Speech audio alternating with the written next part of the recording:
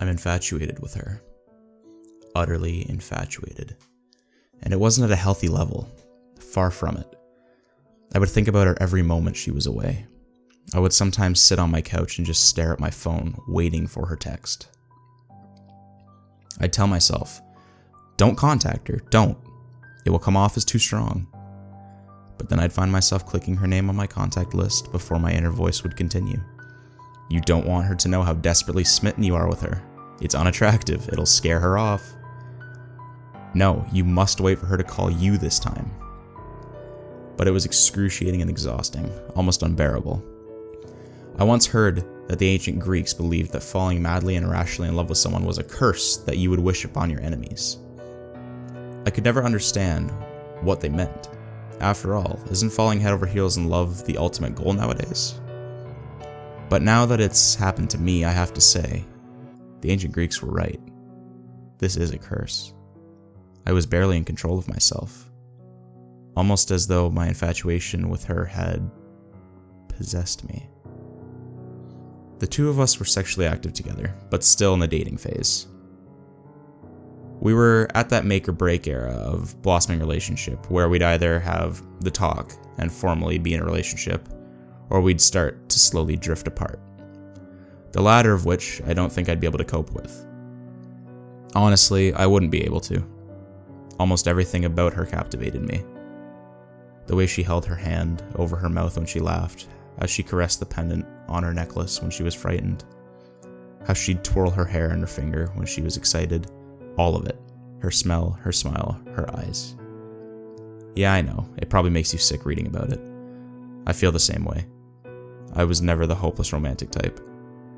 But now I can't stop fantasizing about her. I'd think about us, doing the long 3-hour hike up the magnificent view from one of our first dates. To that kiss as we overlooked the lights of the city. But this time, I'd get down on one knee, bring out the ring, and, well, you know what would happen next. Alright, fine, I'll stop. Yes, this is a girl I'd only been casually dating for a couple of months. I shouldn't be thinking about proposing yet. I know that. I'm just barely able to control myself any longer. I feel as though I'm losing power over the decisions I make. And that brings me to why I'm writing this out at the moment. It started with the first real thing that troubled me about her. We never actually spent a night together. No matter how late she was over, once either one had showed the signs of being tired, she'd up and leave. She wouldn't leave awkwardly or in anger, just a casual goodnight kiss, a smile, and a call me soon. It was something I didn't really even notice the first few times she did it, but after almost 8 weeks of dating, it was becoming strange. I'd have to ask her about it. It took drinking almost an entire bottle of wine before I had the courage to do it. She looked almost defeated when I asked and lowered her eyes in embarrassment. I knew this talk would come eventually, she started. She took in a deep breath with a long drawn-out exhale. Recently, she paused again, I've started talking in my sleep. She shook her head in embarrassment. It's called somniloquy. I looked it up. I shrugged and laughed out loud. My demeanor seemed to say, that's it? No, Stephen, listen, she said. She wasn't laughing. It's bad. It's completely out of control. It's not just random words or gibberish. No, it's horrible. I say horrible, disgusting things. She was starting to raise her voice, breathe heavy, and tear up. I approached her and held her. I told her it couldn't be that bad. I told her to spend the night. I told her she was probably exaggerating. I was wrong. That night she stayed at my house. But she warned me of something before falling asleep. Whatever you do, don't wake me up. It makes me really scared and disoriented if that happens. And don't respond to me, just ignore it. I nodded and agreed. If it becomes too much, she continued, just leave the room and sleep on the couch. I won't mind. I told her not to worry about it. I told her that it wouldn't be a big deal. I told her I wouldn't leave to sleep on the couch. I'd stay beside her in the bed. But I was wrong. I couldn't even last one night. We both fell asleep without incident. I don't know how many hours passed, but I woke up in the dark with the sensation that someone was watching me. And then I remembered. She was with me. She was actually spending the night. I smiled. But then I noticed the shadowy outline of her sitting up on the bed. She was looking down at me, staring. It creeped me out, I'll admit. Her posture was entirely different. It was as though it wasn't even her at all. Then she spoke. It wasn't her voice that I heard. It was much lower and gravelly, like something out of a horror movie. I'll chew the skin from your bones. I froze. At first I just kept looking at her. That was not at all what I had expected. I thought it would be more like the way Tourette's is often portrayed, just random swearing and shouting. I honestly thought to myself, what will I do if she attacks me right now? What if she really does try to chew the skin from my bones? But then she lied down and went back to sleep. I was creeped out. I tried to lie back down and ignore her, but I struggled. I couldn't even close my eyes without thinking, maybe she's sitting up again and staring at me. And then I rolled over to look at her, and she was. Her face was pressed right towards mine. Her breath was foul and rotted. Something that was most certainly not normal for her.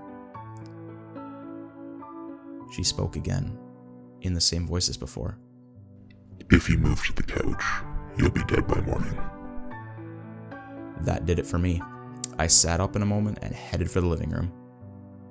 She made some sort of wheezing sound as I left. I think it was supposed to be laughter. I was lying on the couch, but I wasn't going to be able to fall asleep. I was too shaken. I was staring out towards the window, hoping to see the first few hints of the sun rising. But then I heard something from the bedroom. I listened, and then I heard it again. Steven. It was the same low and gravelly voice. I tried to just ignore it at first, but then it continued. Steven. Still, I said nothing. I know you can hear me, Steven. You're awake now. Why don't you come back into the bedroom? The voice barely sounded human. Or maybe you'd prefer if I come to you. I still didn't say anything. I was told not to, but I listened. If I heard her start walking towards the bedroom door, I'm not even joking, I would have run out of the apartment. But she had asked me not to respond to her sleep talking, so I did not. And then I heard once more.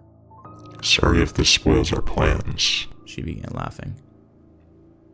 The two of you aren't supposed to walk that trail again.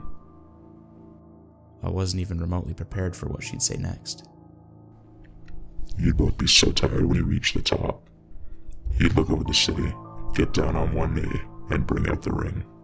She began laughing. And that's when I realized this wasn't just a problem with sleep talking. It was something much more.